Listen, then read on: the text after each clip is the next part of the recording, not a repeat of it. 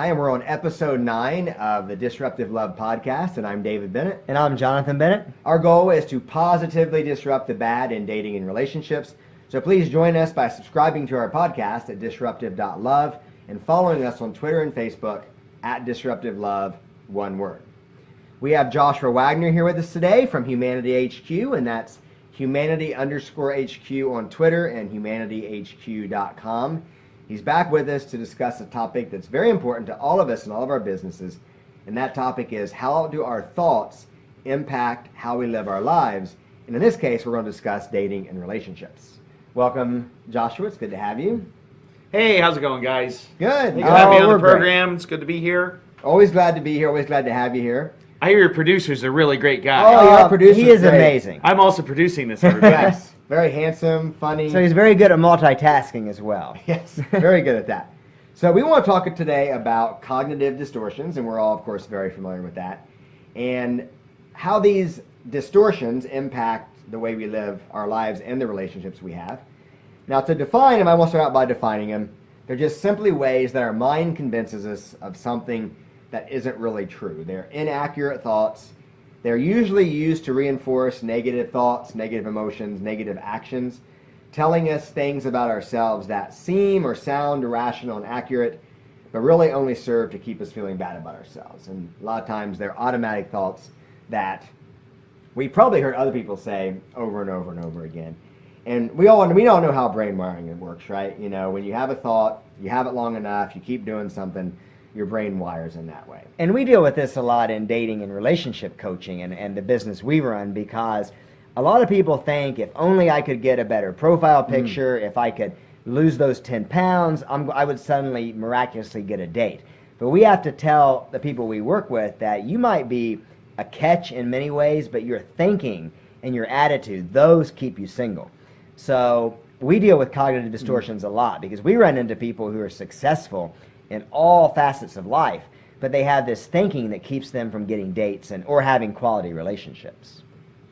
Sure. I mean, I have known super good-looking dudes that can't get dates because they believe that they can't get dates, or they believe something is awful about them, and the same. I mean, men and women both. That they can't get the job or the date or whatever because they think that there's some mental block that gets in the way that prevents them from actually believing they can do it, or believing they deserve it, or believing that they can. There's all sorts of things that get in people's way in their heads, and they can have everything going for them, money and looks and talent, and yet they just sit there and do nothing with all of that because there's some glitch in their thinking that prevents them from doing that sort of thing. Well, and you know, one of the cognitive distortions that we see a lot, and we'll just start with this one, we'll go over it, is mind reading, and that's the idea that you know, or you know what someone's thinking, such as I read a study recently that showed that people actually like to be talked to on elevators. They welcome that experience. They consider it fun to meet a new person. But yet our thought on an elevator is everyone's awkward. This person doesn't want to talk to me. This person thinks I'm a serial killer, all that. But in reality, we don't know what that person's thinking. I have a lot of elevator jokes. So I talk to people on elevators all the time. I figure it's a captive audience, and so they have to they either laugh or I'm going to kill them. That's hilarious. Anyway, so yeah. Where's the door around here? Yeah, you guys are actually very cornered. Yeah. You know, I think that I think mind reading is actually a huge problem. Like this, there's another kind of mind reading thing called the spotlight effect, which I don't think we're going to cover too much of that. But spotlight effect is in essence mind reading. Spotlight effect is the idea that everybody's looking at me and thinking terrible thoughts about me. That's a form of mind reading. And they did a study where they sent they do a lot of studies in college. So they took this college kid, I think you guys are probably familiar with this, and he wore like this crazy T-shirt. Yes. And went into a classroom full of 400 people.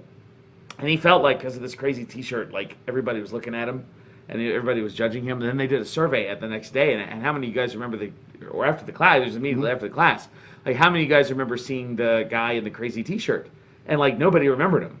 Like maybe one person. It was a very small percentage. A very small percentage. Maybe the people that were immediately around him, and he was probably acting a little strange. But in his mind, they were all thinking about him and judging him and noticing him. And, I think the spotlight effect is one version of mind reading that happens. And, of course, the answer, the real upshot is that nobody was thinking about him. Right. Or almost nobody. And if they did notice, it was a minor thing that they noticed.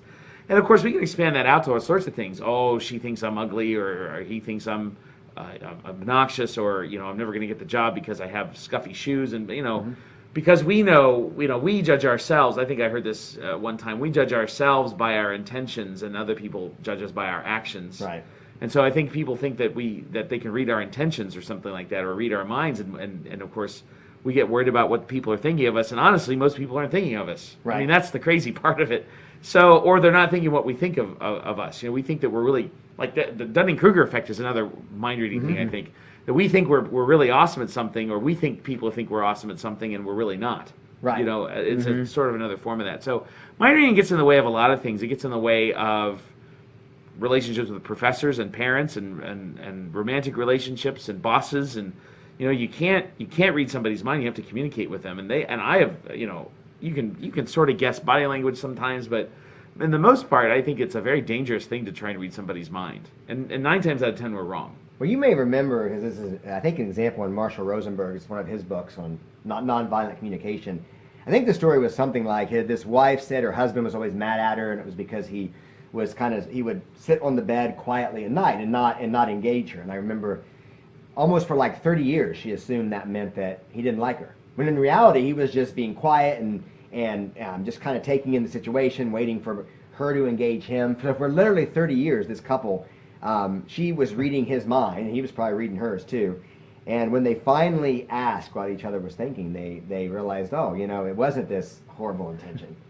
Yeah, well, there's this meme that's famous now, right? It's the girl and the guy in bed, and she has a thought bubble. It's like, I bet he's thinking about other girls. Oh, yeah. And then it goes to his thought bubble. He's like, I forgot to say thank you to the guy on the bus. Yeah. Yes. The bus driver. That was a meme I just saw today. And it's like, this is exactly what happens. Is she's reading his mind and thinking, this happens. Oh, by the way, this happens in relationships a lot, where the girl will think the guy is into somebody else. Because maybe he said, like, hello, I've had this happen. I've understood this happen to people a lot.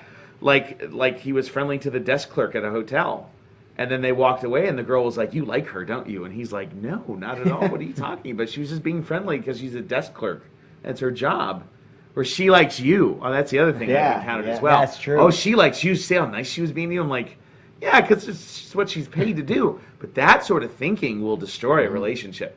Because honestly, like in those situations where I've encountered that with people, he wasn't thinking that at all, or she wasn't thinking that at all, But the mind reading is something that can blow things out of proportion. Well, last week's guest was talking about at a trip when she runs trivia, she guys will talk to her and then not get her number. And what she's really thinking, as you remember from seeing it as the producer, she was really thinking, why will this guy not ask me the number? And I guarantee what he's thinking is, she's going to reject me. She's going to reject me. She's thinking I'm a creep. She has a boyfriend. She must think I'm out of line. I should have worn pants. I should have. We do recommend wearing pants, by the way. Well, and that's the next distortion that we want to talk about is fortune telling. Those two often go together because you mind read and you think this person is thinking this, and a lot of what we're thinking is we're predicting the future and thinking something's going to occur when we really have no idea about that. Well, fortune telling is a form of mind reading. I agree with that completely and totally.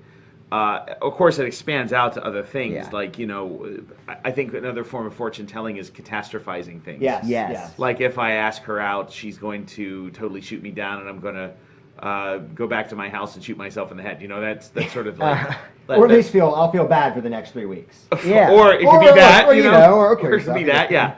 So that catastrophizing is a form of fortune telling. It happens, and I think that ruins relationships too. Absolutely. Like I know a guy whose girlfriend went away for a while, and he kept thinking that she was going to meet somebody else. Like she went on a trip with school, like a school, like studying overseas, abroad, And the whole time he was back here, and said to himself, "Oh my gosh, is she going to leave me? Is she going to meet somebody else better than me?" And so that was his fortune telling, is sort of a catastrophizing in that regard that she, in fact, would meet somebody better. There's always somebody better than you, by the way. Right. Oh, But just because, there's always not somebody... us three, of course. Well, no, we're the best. But out there, Out there's there. there's always somebody better. And so, fortune telling is an easy thing to get into. And, of course, you can expand that out to other things, like the company's going to merge, and so I'm going to lose my job. That doesn't necessarily follow either. I think the difference difference isn't the right word, but the key to fortune telling is the word possibility. And there can be a million possibilities for something, but only one of them is going to come true. Right. But, you know, our brain doesn't know the difference between a possibility, a possible outcome, and an actual outcome. Right. And so it deals with them all the same way, cognitively speaking. And so you can really get arrested by being overwhelmed by all the possibilities. Yeah, you know what? Your company could merge and you could get fired. The girl could shoot you down. But the other possibilities are there too. Your company could merge and you become the vice president, or you ask her out and she says yes. So I think sometimes we catastrophize in fortune telling, and it can actually paralyze us. Because again, cognitively speaking, the brain does not know the difference between fact and fiction. We all know this, but I think for the sake of your viewers and listeners, I think it's important to remember that if you show somebody a basketball, and you have them imagine a basketball, the same cognitive functions fire off in the brain. So when you have a possibility, even if it's not real, your brain doesn't know it's not real, and so it will deal with that and start catastrophizing and start taking you down these paths that will eventually lead you to some kind of psychosis. Well, I mean, we knew a guy in high school who went through that. He was at prom, and he wanted to dance with his date, but he kept saying, I don't think she wants to dance. I don't think she wants to dance. She was a very quiet girl. Yeah. And then he asked her to dance, and guess what? She danced. Oh, I thought you were going to say she shot him down. No, she didn't. Actually, it was shot himself in the head. It was his date, but in this case, this was actually a positive outcome. Oh, good. You know, and he glad it turned out all right. It did, and then but he kicked himself. He's like, man, it was so fun. I should have asked her out early, but he let that impair his possibilities. He assumed. And I think it was because she was quiet and didn't say much. She was a naturally quiet girl. So he assumed that he would be met with rejection. Yeah, I remember when I was in junior high school, there was this girl I liked named Laura. She's my friend on Facebook, so I'm not going to say her last name. But I actually created possibility trees about asking her out. And, like, what are all the possible things she could say? And I spent so much time on this, and then I had like 100 possibilities out there, and I had branches, and I was a nerd in junior high school. And finally, I asked her. I said, "Hey, what are you doing next week?" And she gave me an answer that I didn't have on the tree. Oh, all that work, and all that work was just. I'm like, She's like, I don't remember what she said, but I was like, I gotta go. And I because I was so paralyzed by all the possibilities. It took me 3 weeks to build this little chart, and then when I did it, it was worthless. Because you can't account for all the possibilities. So just do it. I mean, you have to do the next right thing, even if you're in your mind the possibilities are going to get shot down. Well, you might not get shot down. Distortion too. I mean, you can see these are they're just possibilities that may or may not, and oftentimes won't. I mean, they won't pan out. Most possibilities do not happen, but your brain doesn't know the difference. Yeah, I think it was a study that said 85% of things you worry about will happen never happen. The negatives. That's right. They never happen. Cognitive distortion in many ways flows from the previous one. You're talking about, mind reading, fortune telling. Well, when you have all these experiences, then it can lead to where these thoughts become integrated into your values. And this is called generalization. And this is when maybe some of your experiences are then generalized across the board. Or maybe you've heard experiences of others. And you take individual experiences and you make them universals. So, for example, a woman rejected you when you were in college and said, you're too nice for me. Therefore, women don't date nice guys. Or a guy, you dated 2 abusive guys, so you got to watch out for men because all men are abusers. And this, of course, is terrible for relationships because you are taking your individual experience, which might be very limited, and you're applying it to everybody. This is where a lot of racial stereotypes, other types of stereotypes arise, because someone might have had a bad experience with a jerk, therefore all African Americans are jerks. Right. And it can lead to a lot of consequences in life, but terrible ones in relationships. Yeah, I think a lot of people generalize, which is what I just did there. Yes. I realized the irony in what I just said. I think we all generalize. I think that's a safe generalization to make. And so that's proof that some generalizations are actually okay generalizations, right? To go to Japan and see to generalize and say all the trains run on time is a pretty safe generalization, because the trains run on time, and they'll actually apologize if they're late or early. But I think in relationships in general, I think that people do generalize things for all women just want to date men for their money, right? Or all men just want women because they have long blonde hair, or something like that, or or in relationships, let me give you an example of one that I remember hearing one time. This guy, was pretty consistent in taking his weekends off to spend with his significant other. And one weekend he had to work. And his girlfriend looked at him and says, "You're always working on the weekends." Yep. And he was like, "No, I'm not working on the weekends. I don't understand why you would say something like that." And then he had to pull his calendar out and actually show her that he hadn't worked on a weekend in like 6 months. Wow. But with that one experience, she generalized that out and said, you work too much. You work all the time. And he's like, here's all the time I take off to spend with you. And it was kind of a crazy situation for that guy. But I think the generalizations can also, so it can impair getting into relationships. It can also impair getting out of relationships or being in relationships. And like for instance, all girls like to have their dinner paid for. Well, that's not true these days. Right. But there are some guys that I think in your last guest last week, was like the guy ordered fish for her and said, "Oh, yeah, everybody likes this," and she didn't like fish, or something like that. And it just happens that way. I think it can be a hindrance in getting into relationships because you have these stereotypes about the opposite sex, or it can be a hindrance within relationships because you say, "Oh, well, he's just like this every time." Well, we heard a guy at the water park over the weekend. His wife forgot to pack his lunch. He's like, "Well, you always forget to pack my stuff. You always pack mine and our sons and yours, but you always forget to pack mine." And that probably, I'm sure that ignores all the times she has remembered to do stuff. Successfully did it, right? Yes. So that it's real easy to get into a generalization situation, and they can be, sometimes they can be really good. Like that dog always barks at me when I walk by, and I think he's going to bite me. And you know what? Right. Probably 9 times out of 10, that might be a safe thing to say. But that doesn't mean that you can apply it to people. Well, and they're clearly based around very strong experiences, emotional ones. So, I mean, like, obviously, that guy was very offended when his wife forgot to pack him his food the time before. So he remembers it.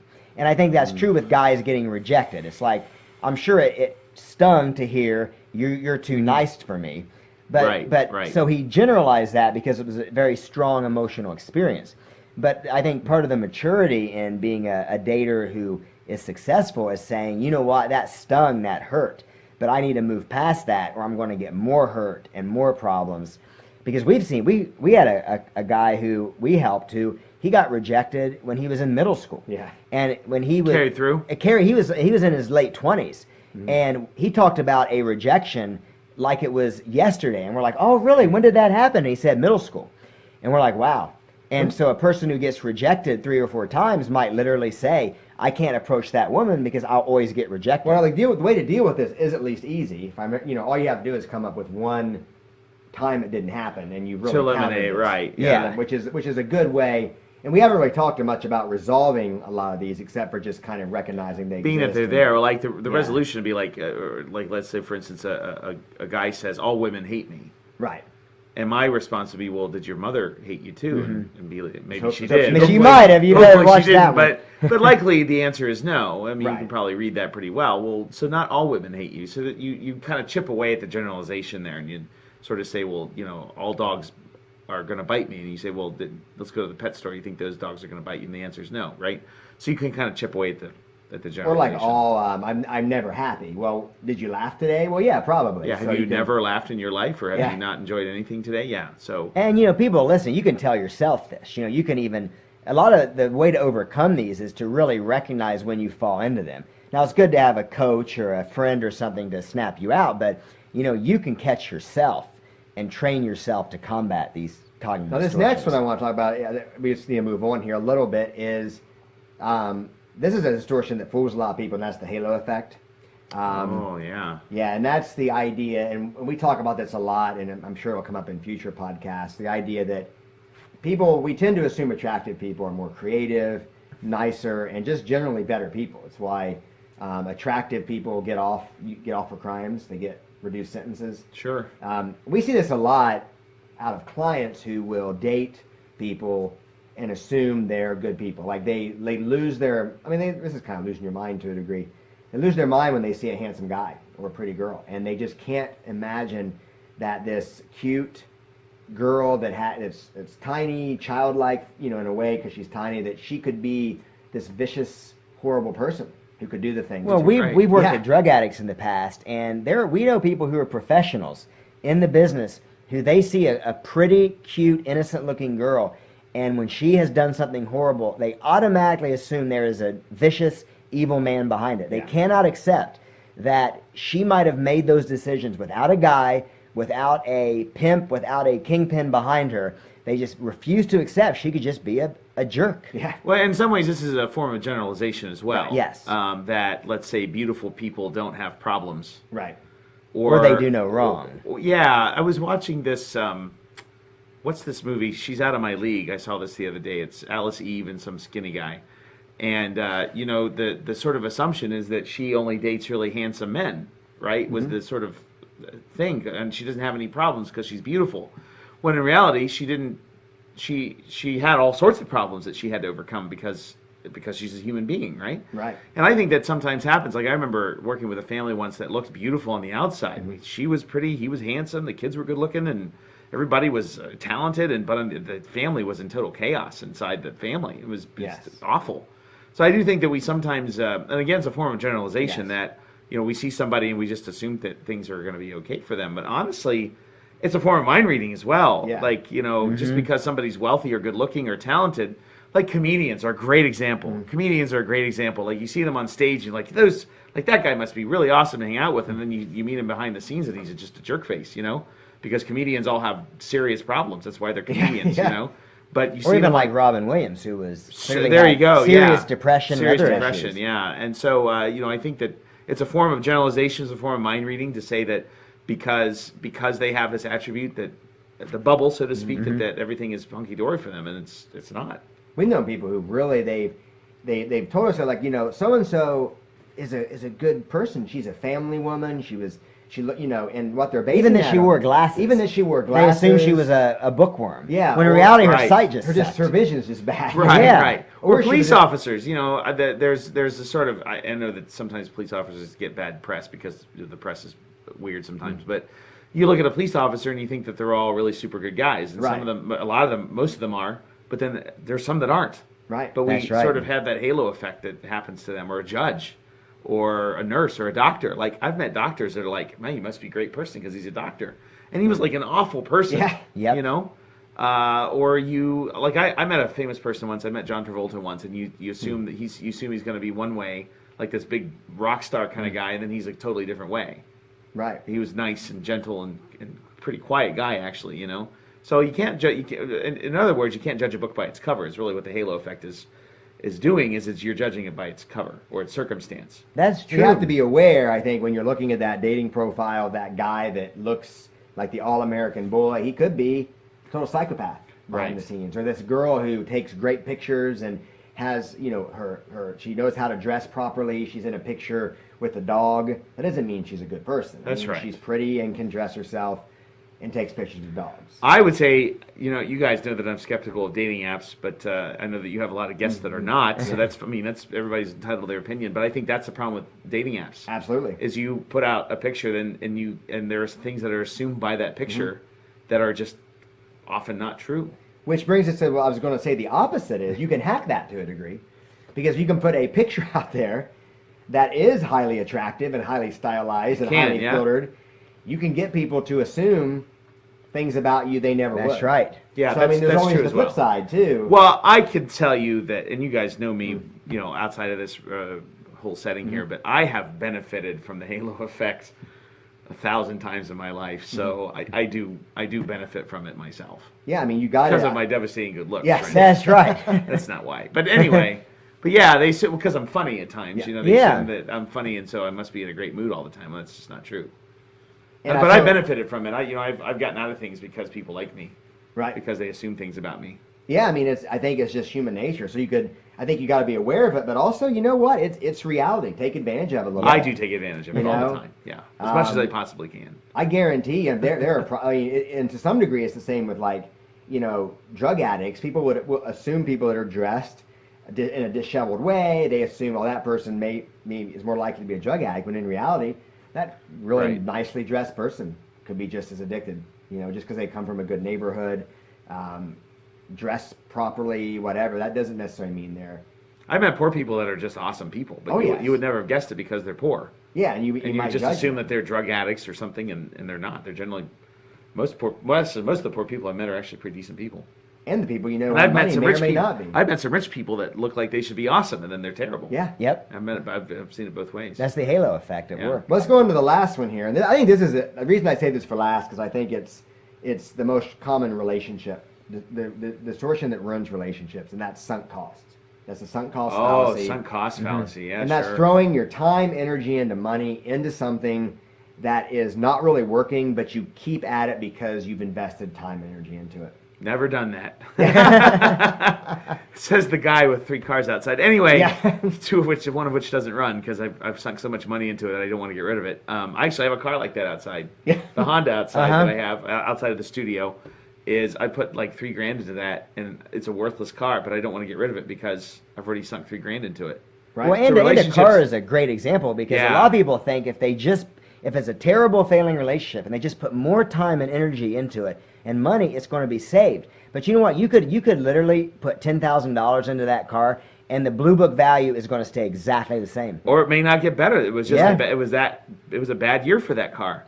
And they're all bad. Yep. And it doesn't matter how much I put into it. That engineering is bad. And so cars are always a great analogy, but relationships are the same way. Like I've been with him for 10 years, so I better stick with him for another 5 even though he beats me up every night. People think that way.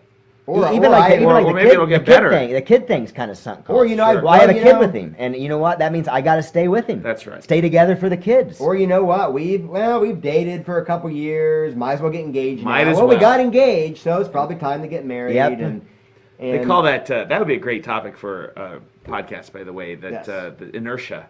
Yes. That gets, which is essentially sunk cost, but inertia gets people married all the time. Absolutely. Like, I've been with him for 6 years. I might as well get married to him, even though I hate his guts. Right. Gosh, I can't tell you how many couples I've met like that, where they actually don't even like each other, but they're getting married because it doesn't happen often. But I would say it's happened enough for me to where I'm like, I've actually looked at 2 people and said, why are you even friends? Why do you even know each other? Why? And they're living, we got to get married. We've been together 6 years, and we live together, and we have a dog. Like, that's not a reason to get married, friends. That's maybe it's time to go. They actually got married. I don't know what happened to them, though, but I remember telling them straight off that I said, I don't even know why you guys were friends, let alone want to get married to each other, because they didn't like each other. But they had been together so long, it was just the next thing to do. Well, I remember when I see this with careers a lot too. I remember when I got out of grad school, not having a lot of job opportunities. So I'm like, well, there was an alternative teacher certification. You could get like an alternative certification in a different field. And I remember thinking, oh, you know what? I've put so much effort into this other course. I just don't have time to do this. When in reality, if I would have done that at that time, I would have been fine. It would have taken me about a year or 2. I could have restarted. It would have been fine. Well, and a lot of, I think it can become toxic in the sense that we've known people who are like, well, if I can just marry him, I'm going to change him. He'll change. Oh, that's true too. Or once he has a kid, he's going to settle down. You know, they think that putting more and more into the relationship is going to somehow make it more worthwhile and valuable. Right. But they're really just throwing more money, more of their time, energy, and years away. You know, if the guy is abusive and he's a bum and the woman actually has something going for her and she says, you know, well, maybe marrying him he'll get better. Maybe if I have a kid, all she's going to come up with 5 years later is she's just going to have all the same problems but more, and she'll just be older. Well, where this is a fallacy is the fact that really past investment does not dictate has really very little relation to present value or future investments. So now, granted, if there is a woman or a man in a relationship and they do see their partner is changing and seeing that evidence, then that may not necessarily be sunk cost. But to say that I got to stick with this because I've already spent 5 years in it, that would be clearly sunk cost. Well, yeah, the greatest indicator of future behavior is past behavior. And a lot of people forget that. You know, if a guy is abusive when you're dating, marrying him is, we know, going to make him more. He's going to get away with more because he no longer he knows he has you locked in. And if you have a kid, he has you locked in even more. So these sunk cost situations usually, in fact, I wouldn't say usually, they always get worse. They don't get better. Yeah, I actually have a podcast on this at Humanity HQ. It's my 4th episode. I talk about momentum. That sometimes what happens is it's just easier to keep going the direction that you've been going. rather than change, because it's like really hard to change. So I've been doing this for 5 years, so I might as well keep going, because it's easier to keep my stuff in his apartment rather than and marry him rather than move out and find my own apartment. Well, I think That's there right. are Happens factors too. that do make it hard Yeah. because, you have to get a moving van, you have to move all your stuff, you have to start over again, maybe you have to, with careers and, it could be you do have to go back to school for 4 years. Take You do on have a little debt. Take on a little debt, maybe Yeah. get a new training. So I could see why people do give into this fallacy. But in the end, I think I know most people I know, including ourselves, if you know something isn't working and you're clear on that, you got to really make that change. Yeah. Well, I think this has been a good episode. I think fleshing out some of these distortions has been really cool. So there are a lot of if you're doing any of these, for dating and relationships, you need identifying them is half the battle, really. We got to tell yourself to stop. Yes. If you're mind reading, say, I really don't know what she's thinking, Mm-hmm. or I don't really know what he's thinking. If you're generalizing, you can be like, not everybody hates me because they have blue eyes, or whatever. Right. If you're fortune telling, you say it's only a possibility. It doesn't have to happen this way, and likely isn't going to happen this way. Right. Well, these are automatic thoughts, and the best way to Automatic thoughts, overcome them is through logic. You work You have to yourself stop. You through have to it. notice them. You have to be And- mindful yep. and aware, and then stop. Well, and that's what we have to tell Redirect your clients thinking. sometimes. Is these may not even be the voice in your head saying these things. These could be just like a feeling you get that you just go to talk to a girl and you freeze and you ask yourself, why am I freezing? And then the thoughts enter your head. And Yeah. and they could be shaped by, as we know, years of brain wiring where maybe your mom or dad did tell you that no one's going to like you, or, that sort of thing. So it may require what they call mental force, the idea of identifying them and then thinking the exact opposite, thinking, I will talk to this person and I know the outcome is not what I think it will be, or there's possibility there. Yeah, I mean, my mom told me I was special, so. And you are special. And I am You are, and you went with She said that. all the girls that liked me at the junior high dance, but I was busy making flowcharts Yeah, you were making that flow of how to chart. ask them out, and that didn't work out well. Did you send them the flow charts when you're done with it? I did, yes. That'd be a great gift Yeah, of love. it was before social media, so I just put them in the locker.